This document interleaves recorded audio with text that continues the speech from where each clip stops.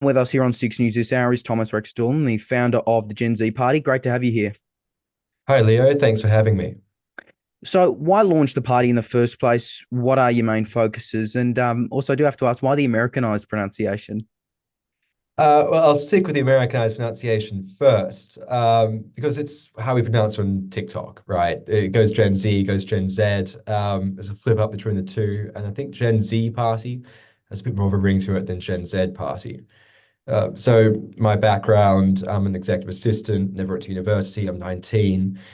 Previously ran for a crazy political party called the Labour DLP, and left that party after they effectively refused to change their policies to better support Gen Z. You look at Parliament today, the average age of MPs when they first enter is 44, as you might know, Leo.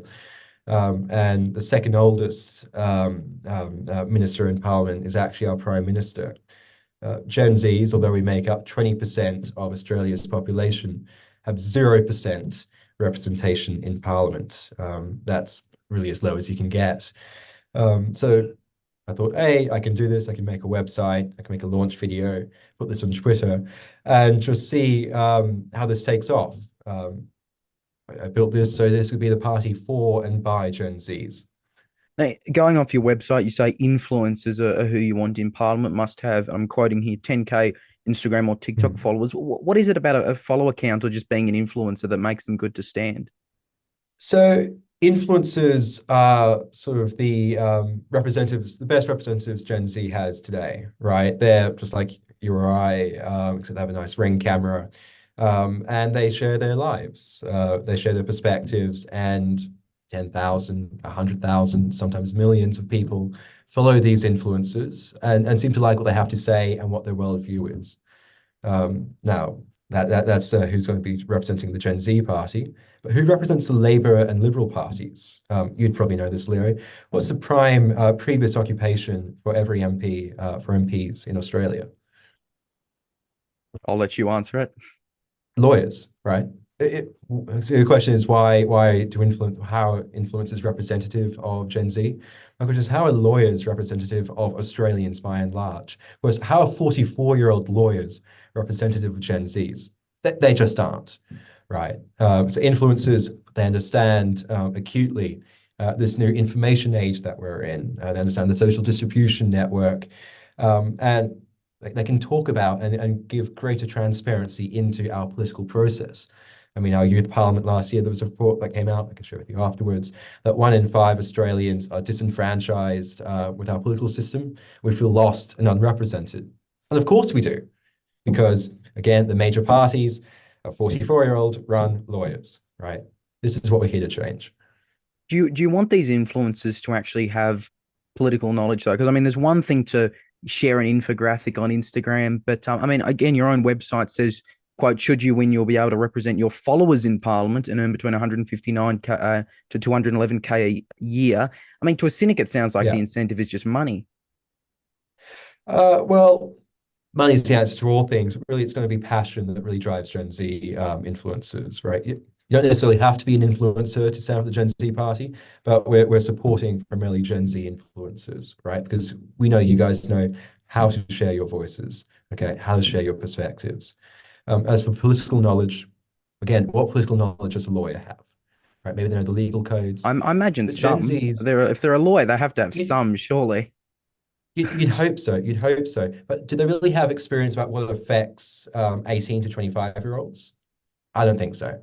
Right. I don't really think Anthony Albanese or state premiers or other MPs in Parliament really know what it's like to be a 19-year-old going to university or going to TAFE with where they're going to be bundled with $50,000 worth of student debt. And you'll spend the next 20 years of your life paying it off. Especially since you know that those who are meant to represent you changed this law so that you would have to pay when they didn't. The hypocrisy is rife and frankly disgusting. reading over the Gen Z party constitution. It's got and it sounded like a bit from Warhammer 40K with some of the labels, Imperium Primus. Apart Yeah, from that, yeah. it also said that you, as the founder, are the only strategic decision maker. So, is there anyone else Yeah. actually involved in this party? Any names at all? Yes. So the purpose of that constitution is to try to solve for the party infighting that occurs, Labour Party, Liberal Party, where all the political energy, or most political energy, is actually centralized towards infighting, fighting those who are meant to share the same political belief, as opposed to sharing the message. The way the constitution is structured is that the actual infrastructure of the party will be run using a startup model, as in I'd play the role of CEO, making day-to-day decisions, as like ad spend, budgeting, making sure things are registered, effectively ensuring that the registered officer is just can't really be turfed out. Well, all the actual politics would be in the hands of Gen Z members, right? So I'm trying to separate the politics and the actual day-to-day infrastructure. I Right, believe but that was the best way to solve the other part of your website the also fatal talked. flaw. I was just going to say the other part of your website also talked about encouraging members to get into factions. I mean, that is a huge problem that causes infighting in other political parties. So, do you think that Yes, that might yes. cause it? But disagreement is a fundamental element of any thriving, at least functioning democracy. We need disagreement. Gen Z is a broad church. It's the best way, I thought, as this straight white male, who could have a wide political spectrum in a party, have disagreement and debate, and come to a consensus about the common plank policies and issues that affect all of us. So what is the disagreement? The difference for you between an internal disagreement, as you've said, is healthy there, and And infighting. infighting. Infighting is over party positions. We've witnessed this with the Labour Party. We've witnessed this. I witnessed it myself with the Democratic Labour Party. Um, Disagreement with the factions is all about policy creation. Okay, so policy creation, that which is actually politics, is democratic and it's representative, whereas the actual party positions, the actual running the party is run with the proven model of the startup capitalist model. Right. Now, that's a good segue what you said there, because I mean, you were a Democratic Labor Party candidate at the last Victorian state election. I know you said the youngest Australian to run for Parliament. I think, yeah, one of, if not the, I know there was an 18-year-old who ran for the Greens in There was an 2022. 18-year-old, but it was 18 and 11 months. I was 18. 11 months. Okay. It So, I doesn't mean, really. look, I was I 18 and 9 months. right. So Either way, obviously, yeah, a remarkable close achievement enough. to do that. Yeah, a Not remarkable really, achievement but to do that. What attracted you to the DLP in the first place? And then just go on from what you said before. Why did you leave? sure. So the Democratic Labour Party was actually, it all goes down to my dad. So my dad's always wanted to enter politics. He's this crazy old man. He said, Thomas, there's this party that used to, we're actually Labour at heart. Well, I personally am Labour at heart. Used to be a member of the United Workers Union. And I worked in a fish and chip shop. And the Democratic Labour Party is like old school, like not the current, well, the previous Catholic craziness, but the old original DLP actually kind of made sense to me. And so I thought, okay, I can join this party with my dad. Dad said he's going to try and change it so it's less crazy Catholic, and actually more in tune with the old de-unionized, but more worker-friendly or Australian family-friendly version that DLP maybe once was when it did hold the balance of power. I joined the DLP, so didn't do anything while my dad did all this party infighting. And at the end, said, great, okay, you're now the party president. Can we please do some things to change? Can we please have a progressive stance on climate change? And my dad, the party president, said, no, actually, we really think that using coal is really good for Australia. Okay, what about climate change? He said, no, we need coal. So that disagreement, I suppose, in addition to other conflicts I had with him over taxation for Gen Z, I think current economic climate is just terrible for Gen Zs. Disagreement over that, ended up leaving the party and starting the Gen Z party. No, I know you called the DLP centre left on your website, which I mean, I don't think many people would call it centre left these days. Yeah, It's it well, it's went not. hard Catholic right under the Catholic leadership, and then in the last 2022 election, if you go and look at their policies, it is broadly center left. It depends on how you cut the I cookie. mean, anti-gay conversion laws, against anti-gay conversion Yeah, laws. They want, abortion to be banned, those were the very anti-voice to policies. parliament. Those are very policies I actually tried to get my dad to change. When he refused to change them, although he said he would try to, I ended up forming the Gen Z party, which was pro-abortion, it's pro-bodily autonomy, it's pro the LGBT community. So it's discussed with the previous political system and the failures of other political parties that have formed the Gen Z party. Right, but I know you claimed yesterday on Twitter that when you joined the DLP last year, they weren't anti-abortion. I mean, their leader was Bernie Finn. He was praying for abortion to be banned. So what you said wasn't true, was it? Their leader was not Bernie Finn. Okay, their MP was Bernie Finn, and that was after the election, right? Bernie Finn joined over. Might want to get your dates right.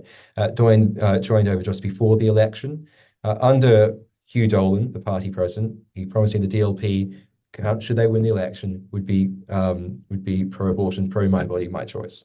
Right? Well, It was but he his he father's was promise to his this was son. before the November state election, and the whole reason he was kicked out of the Liberal Party, he said he was praying for abortion to be banned. I think there was a report that he said raped women should be denied abortions, and that was all in like Sure, May. I'm So not going to be that's when held. you were a candidate. So it was when you joined.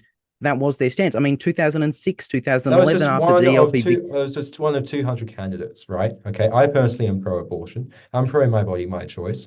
Okay, I don't know if my previous company we're pushing for bodily autonomy and my body, my choice. Okay, please don't try to paint me as an anti-abortionist. I am I'm not not. painting you, but I'm just saying because you did say it was an anti-abortion last year, and that's not true. So I was just trying to, you know, correct the record on that one. Okay. Internally, right, with the party president, my father, I said, "Are you guys pro-abortion or anti-abortion?" And he said, "I am pro-abortion," as the party president. His MP, Bernie Finn, who might I add hasn't been in Parliament, he goes the minimum number of days, he collects his check and goes home, right? He may be Well, he lost anti-abortion. last I year. He don't, lost, so yeah. yeah, I don't agree with his policies, right? That's his philosophy. He's not Gen Z, right? The Gen Z party is pro-abortion. It's pro my body, my choice. It's pro bodily autonomy. All right. Um, you got a lot of traction on social media yesterday when you put out the promo, and obviously a lot of people shared it. Plenty of comments. I did see positive ones, but also some criticism as well. There was an interesting one. It was from the Australian Progressives, another Oh yeah, relatively new party. yeah. Talking about not wanting to create this kind of divide. I mean, you also, presuming you're on the Well, Gen Z account, and also talking about trying to get young Labor and young Greens to join forward. So is it really worth splitting generations over, especially if I'm sure your goal is yeah, to try it and get someone is because elected? our generation isn't represented, right? We don't have any. Gen Z has no MPs in Parliament. Okay, we have no representation. There's already that divide. Okay, you can say there's no divide if we stay silent and continue having to pay for our university fees, right? Or we can stand up for what we believe in, stand up for our economic and social interests. There is I th- already that divide. We're just fighting for our side now. right, but I mean, you look at, because again, I'm sure your end game is to try and get someone elected here. That's a no brainer. And I know, going from your website, you wanted to contest elections from 2024 onwards at a state level. I know there's a few state elections next year. I imagine with those kind of attack ads, you're not going to get many people outside of Gen Z voting for you. And then I don't for, really want anyone outside Gen Z voting for me, to be quite right, frank. well, I don't know The how you're support going I've to had win from millennials has because been you quite great. don't half Because of Gen Z like makes up 20% of Australia's voting and population. yeah, is Okay? that really enough though 20%. to state? Okay, but is I that think that's enough? enough. I think that's enough to have if you Yeah, have but you're one assuming MP in all of them have Parliament. to vote for you then. We'll see how it goes. We'll see how it goes. Okay. I think Gen Z, I think millennials will get behind a party that's actually pushing for the economic and social interests of the young. We want to have young faces in Parliament. Okay. We have no representation and now we're pushing for Parliament. If you don't think that's going to happen, we'll have to wait till the next election. Maybe we'll fail, but it's a good try. Okay. No, I look forward to watching how it goes. So Yeah. just Me to too. clear that up, so from 2024, are you looking towards Queensland, the NT, ACT? You going towards there? So it depends on where we register as a party. Okay, we need 500 members in Victoria, 750 in New South Wales, 200 in Queensland, 500 in WA. Once we register as a party, then we can start putting people up for election and start running and contesting state elections. Our goal right now is to get membership in each state so we can register as a political party. That's the goal. If we can do it by 2024 in time of the election, we're going to be contesting. Something else that came up yesterday, and I saw a lot of people tweet about it, was because you are, per your own LinkedIn, doing executive operations for the Enhanced Games, which is Oh, yeah. essentially, for those who don't know, the Olympics without drug testing. It's proposed upcoming event. There were questions that, or comments that supposedly Aaron D'Souza, who heads that, was involved in this party formation, that No, you're there's going to use no, this no to that, promote that's the Enhanced Games. Is any of that true, just for the record? no, that's not true. That's completely spurious. Aaron is actually my godfather. He had no actual involvement in the creation of the Gen Z party. He actually thought I should focus on running with the Enhanced Games. I personally believe that the 2032 Brisbane Olympics will be a huge white elephant for us, another public policy failure. And I personally think that we should withdraw from the Olympics as Victoria withdrew from the Commonwealth Games. The Enhanced Games and Gen Z Party are completely separate. Right. Okay. There was also comments, because I know obviously you're Victoria based, and I mean there isn't a state election until 2026 here, but that you're going to try and use the preference whisperer, Glenn Drury. Do you have any plans to kind of use his Uh, deals eventually? Have you been working with him, speaking with him? no, I haven't been working with him. No, he's the guy who got Qatar up, isn't he? No, Yeah, no, no. not Kazza. No, Oh, it was no, it was Fraser Anning. He got Fraser Anning up. no, he No, didn't. we want. No, Oh, okay. Well, I don't know well, who he who got a was few looking micro that parties up. like Ricky Muir and the Oh, like. okay.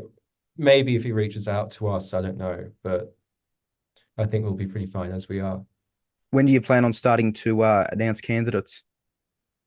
Once we register, once we have enough parties, once we have enough members, once we register as a party, if we have, hopefully by Jan 15, we'll have enough. By Jan 15, we're able to register in a state, we'll announce our candidates. But until then, we will be keeping that close to our chest.